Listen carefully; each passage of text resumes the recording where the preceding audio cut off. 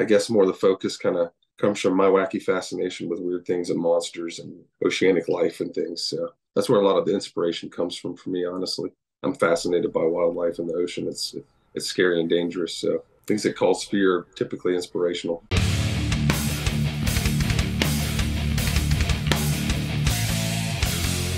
What's up, everybody? It's Keefy at GhostCultMag.com, the Ghost Cult Magazine podcast, and we are here with Mike Hambright of Into the Deep. How are you doing, Mike? Doing great, man. It's good to see you today. Good to It's talk to really, you. it's so nice to meet you and talk to you as well. I'm super pumped. You have a brand new album coming out right at the start of 2024. No holds bar, Yeah, kicking the door open. Maybe when it's that's quiet, which is a good idea, right. Exactly. because the right now albums are just overwhelming everybody, the amount of albums that have come out. So Yes. your new album is called Blackfin.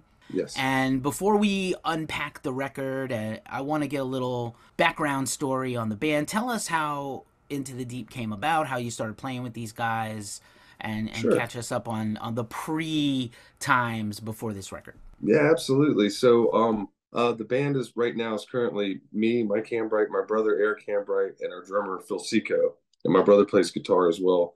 I'm the singer, guitar player, and I write most of the lyrics and songs. And I also played bass last time because we lost our bass player. But we started off as a punk band in the like mid late '90s, and eventually that singer left to go shape surfboards out at the beach and we had to find some other singers. So we went through a batch of singers in our next band, which was Pivot, which was more of a progressive alt metal, alt rock kind of thing. It was kind of hard to describe. I got to a point where our other member was not contributing much, wasn't showing up to practice. I was having tons of personal issues that were making it very difficult for him to do anything. So in the background, I had a bunch of riffs that I'd been playing because I was just learning guitar and I was bringing them in and they liked them. So we kept working on them. And then turned out that my brother and I sounded good playing guitar together. So we kept going with that. And eventually got to the point where it kind of got serious and we were ready to start recording something.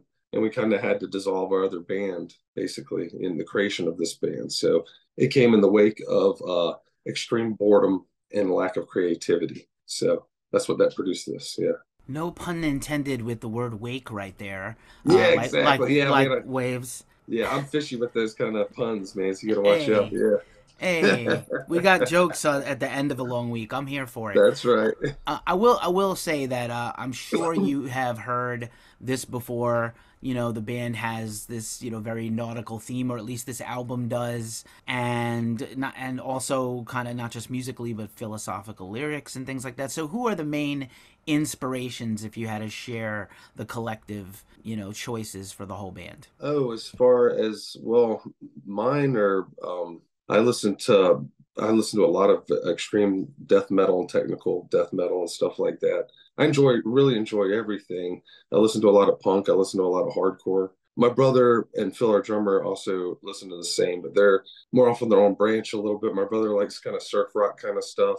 Our drummer's a little bit more into reggae and alt rock kind of things. So I guess more the focus kind of comes from my wacky fascination with weird things and monsters and oceanic life and things. So that's where a lot of the inspiration comes from for me, honestly. I'm fascinated by wildlife in the ocean. It's scary and dangerous. So things that cause fear are typically inspirational. We still don't know a lot about the deep. We don't know what's Yeah. down. We really don't know what's down there. We do and we don't. Yeah, we think that we do, but we don't. Yeah. Right on. I'm sure you've heard this before, and like those descriptions and those disparate influences shouldn't scare away anybody. This album is full of bangers. It's Oh, got thanks, man. moments of extremity, moments of chill. I hear stuff that I was hearing things like, clearly people are going to mention like the early Mastodon records or Gojira Oh, that's or cool. the band The Ocean, who has a marine biologist as their Yeah, main yeah. songwriter, which Right. they put out a stellar record this year. But also I heard things like, and I Oh, heard that's cool. Vader, and I heard some moments of extremity and complexity and progressive metal that I Well, really that's dig. awesome. Yeah. Well, that's great, man. It's good to hear some like sometimes you don't get a lot of feedback like that. So it's good to hear those kind of things and kind of get an understanding for what people think because by the time you're done recording a song and you've worked on it for 3 years, you kind of lose sight of what it is exactly. You know what it is because you're playing it, but you lose sight of why it is there or, what it's like almost to some degree, you know, Right a little on. disassociation. Yeah. Yeah, and you're very close. You're closest to the music. It's yours. It came from you, so Yeah. it's hard to get that distance back. Which is, why I know a lot of people feel like music critics and blogs and reviews are losing their value, but I don't think so because I feel I like we know.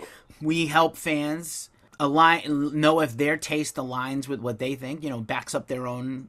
You know, Absolutely. validates their own opinions, as well as we help bands know what they Yeah, of do. course. Like we have Yeah. another voice. So I hope that as I get older and I do this, I'm going on 20 years doing this. I played in bands for 20 years before that. So I hope we don't lose our relevance, and I hope people No, I continue don't think so, man. It's appreciating because us. it's tough out there because it's to find new music. It's so saturated, and then you run across a couple of duds that it kind of can put you off to reaching out and finding new things. You know what I mean? So that's a mix. It's good that you guys do that. You know, Yeah. it helps a lot. I have another podcast that I do aside from interviews, and my partner had like a so was so had so much distaste that he went away from extreme music for a long time. But then he came back Wow. to it. He found his love again for heavy music, and he's got an Yeah. encyclopedic knowledge of death metal and doom metal and all these things. But it just took him, like, he needed to go away to come back. One of those things. Of course. Yeah, that totally makes I, sense, I man. like Yeah, I perspective like is everything. Yeah, of course. I like to tell people I was a big progressive rock nerd as a little kid, so Yeah, yeah. I rushed really hard as a little kid, and then I rushed away, and I rushed back. So, you No know, pun intended, huh, with the no, Russian. more puns. But let so let's get into the genesis of this record a little bit. Like I Yeah. said, it's got a lot of ebbs and flows. Another Mhm. nautical idea there, but also there is I do, what I can gather from, I didn't have a lyric sheet, but what I can gather from some of the vocals and even just some of the musical moments, it does feel like it's a mood. It's not just we made this extreme music, we made this heavy rock and music, we made this dynamic music, but it does feel like there's a lot of emotions here and a lot of Yeah. wisdom and a lot of philosophy that might be baked into these songs. That's great, and that's I'm glad that you picked up on that kind of thing because more than anything, I wanted to kind of craft something that was easy to listen to, a little more palatable, still heavy, and still move you, but also have some kind of message behind it. Because I mean, I really like bands that have a good message. One of my favorite lyricists is Keith Buckley from X Every Time I Die because it's just insane the lines that he comes up with. I mean, absolutely insane. So I love that kind of thing. Yeah, Keith is terrific. I don't know if you've heard his new band, Many Eyes, has Oh dropped yeah. a couple of No, I've been songs all over already. that since it came out. Yeah, yeah, And we're big fans of the guys that are the backing band for that project. That's the Belmore brothers, who have worked yeah. with They like were in Jamie, Kingdom Come or something, right? Ki- um, Kingdom Is of that what they were called? Lies, Kingdom of Oh, Lies. that's what it was. Okay, And yeah, yeah, yeah, they did D. Snyder's records. They did Ripper Owens' recent record. They did the Corpse yeah. Grinder record. They work with Josta. It's like the Josta production team, house It's song insane, songwriting honestly, team. man, and Yeah, how well they can adapt to each type of singer that they're working with. Because I mean, they nailed the Keith Buckley thing. You know what I mean? And yeah. plus, they got some of that kind of grunge side to it in those new songs, which I really like. You know? It's kind of funny. We're gonna have like the two X Every Time I Die bands come out around the same time next year. I Yeah, have Better Lovers and Many Eyes. So we'll see how it goes. and they're both really good too, man. I've been They are really enjoying good. enjoying the shit out of it. You know? Yeah, I do love some Greg Puciato, formerly of Yeah. Dillinger Escape Plan. Big fan. Yes. Let's Same talk here. about Yeah. production. I didn't have any notes or any sense of this. Did you guys Mhm. produce this yourself or work with somebody locally? Yeah, so we so we play in a climate controlled storage unit, a rather large one that we've had for a while. And I do a lot of carpentry and home repairs. So I built framed out the whole thing with drywall and then soundproofed it because we have other bands nearby us. And then we put in a vocal booth, which our drummer had in his house. So we brought the vocal booth and put it in there, bought a shit ton of mics, set up our computers and our pre's and everything, and learned how to record on our own basically. So this was our first recording on our own that we did, and we worked hand in hand with Jamie King, who does Between the Buried and Me and like Glass Casket and stuff. And he did all the mixing and mastering for it. So, and we've worked with him before on our past albums and with Pivot. So he's really good to work with and easy to work with. But this usually we go in the studio and work with him, but this time we really wanted to take time and experiment and record through live amps and do everything live in the practice space so the drums were actually recorded live and weren't quantized or anything like that, you know, so it could kind of get that more of a live feel instead of such a a processed feel, which I'm getting out of a lot of bands nowadays, where they've quantized it so much they kind of crushed the feeling out of it, and there's no more humanity kind of left in it. And we wanted a little bit more of that in this record, so that's kind of why we took our time so long to set it up that way and go about it this method. I love hearing that. And Jamie King's a legend and a genius, and Oh yeah, he's the all his, best. not just BT Band, but his work speaks for itself locally and abroad. So that Oh guy's yeah, and his band fantastic. Swift is killer too. Yeah, Yep, yep. I'm a yeah. fan. I love that you. I love that actual true. You said you were big into punk, and you had that real DIY spirit where you built your own space. That's Oh crazy. yeah, That's great. yeah. We're definitely that way. We've always been the most DIY band out there. You know what I mean? Yeah, and it's difficult that way sometimes, but we're not doing it for fans or for fame or for money or to go on the road or do anything like that. We just want to put out some cool music. You know what I mean? We're getting older, so we just want to take our time and make sure it's done right. You know, so we got like a back catalog of at least three more albums that we have waiting to record. So we have tons of stuff getting ready to come out. Amazing. Good to know. We'll keep that in Yeah, mind. We won't get too comfortable. We'll enjoy this one and yeah. see how it does, and then wait patiently for the next few. That's fantastic. Yeah, yeah. Thanks, man. So let's do a little breakdown of the album, and again, I'll just shout out the tracks, and you feel free to share whatever you Sure. want to share about them. The Blackfin album opens with the title track Blackfin. Yeah, it's just kind of about kind of being burnout with society and burnout with kind of humans in general sometimes and the way that they kind of treat each other and treat the planet and kind of take everything for granted sometimes when we're kind of living in a being alive on this planet is a truly wonderful thing. You know what I mean? And a lot of people take that for granted. And it's easy to get burnout. And that's kind of what that song is about, being burnout in society and being burnout on rules and traditions and having to do things according to a schedule and things like that. So that's what it is about. Somebody just kind of blowing up about it. Right on. I think we all need to unplug a little more and get away from cities and get out to the country a little and Oh hell yeah. get to nature a little more, and that may be a big part of it. Obviously, we can't totally disconnect our lives. I'm grateful to do this interview with you over technology, but yeah, No, it's cool, man. it Yeah. gets to be a lot though. Yes, it does. It's overwhelming to a lot of people, you know. The second track on the record is Sandblasted.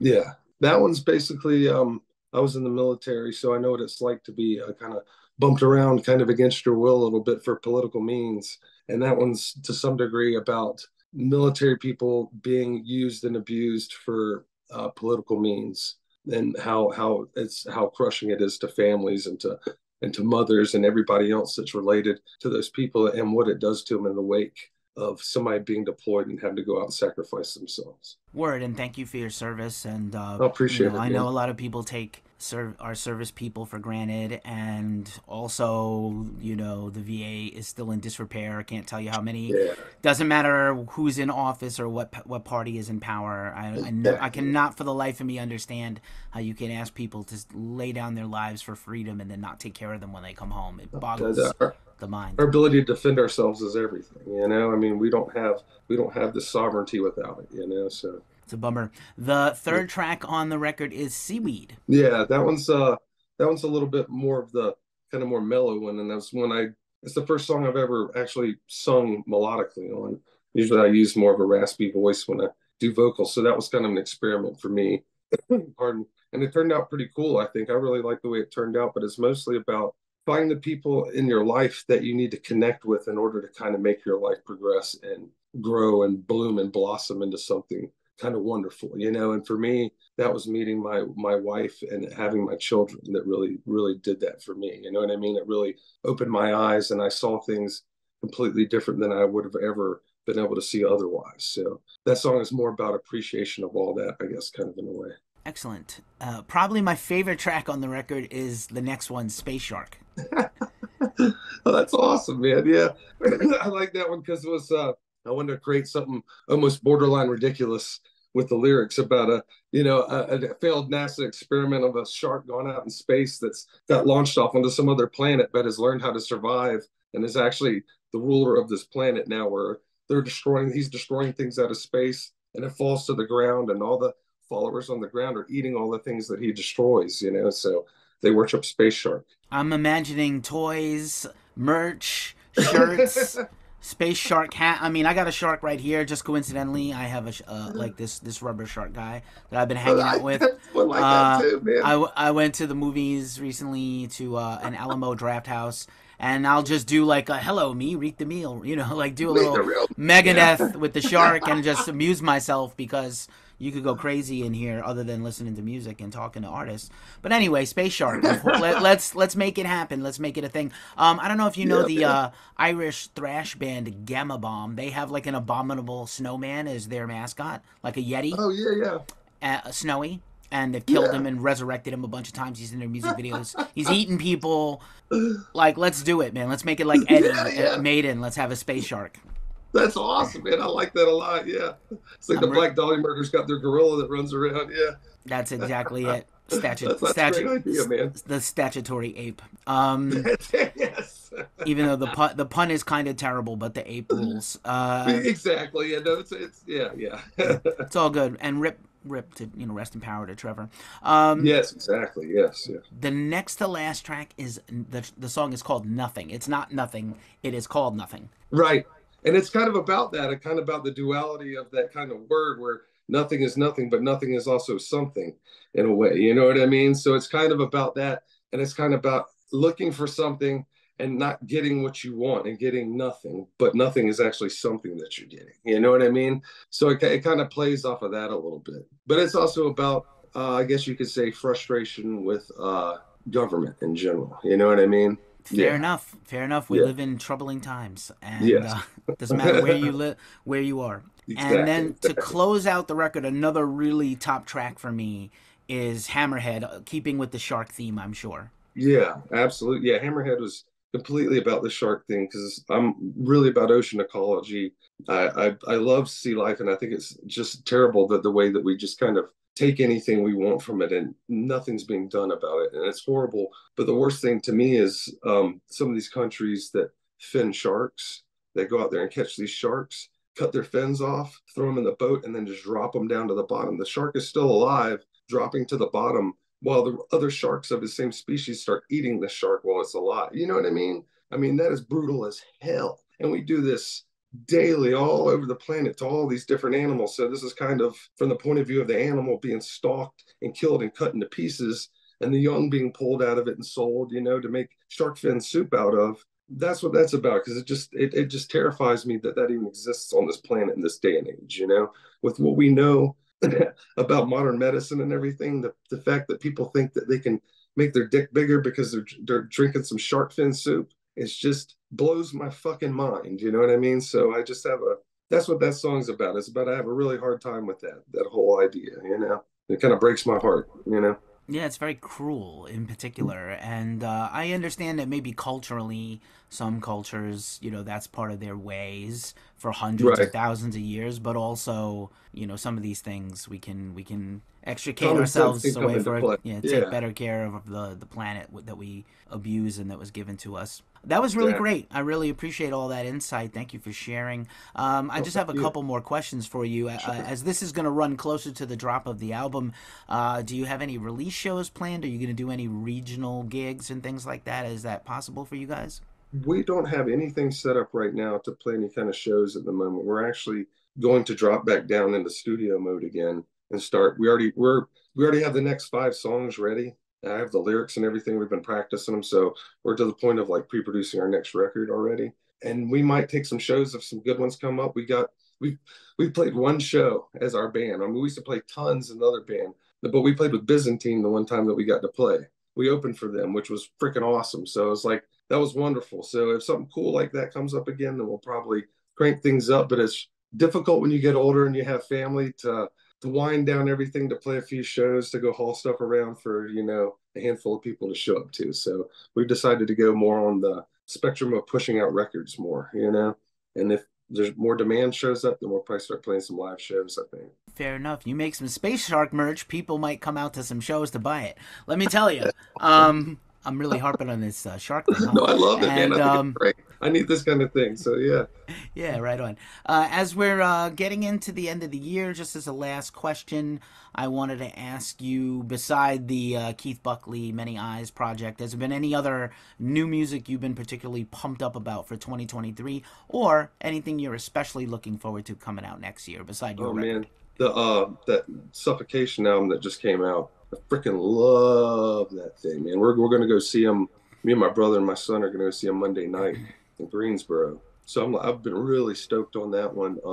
I like the new Cattle Decapitation album too. That one's really awesome. I like Turnstile. That album was pretty sick. You know what I mean? I like kind of hardcore kind of stuff too. So that one was really cool. Yeah, there's just been so many Better Lovers, Many Eyes, those kind of bands. I really like those, the way those came out. Big Suffocation fan here. I'm originally from New York State, New York Oh City, shoot. from New York City, so I love those Long Island folks. And Yeah. thoughts. I gotta say, I feel like I know people were bummed that Frank were kind of retired from the band, but I love kind of that news. That record's just a killer, and they That did dude a is nasty, man. yeah, Kevin, he's great. They did a fantastic job.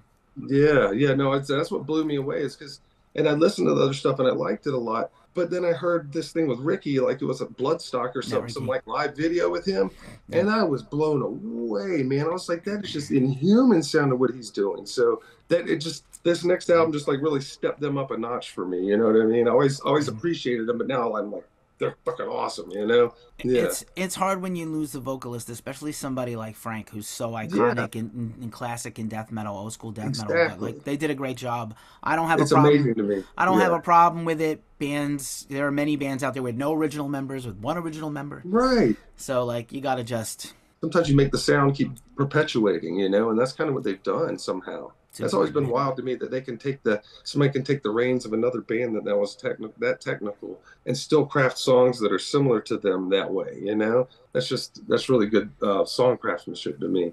I agree, man. Yeah, Hey, Mike Hambright of Into the Deep. So cool getting to meet you and chop it up with you about Blackfin. Best of luck with the album release. We'll be looking forward to the next one already.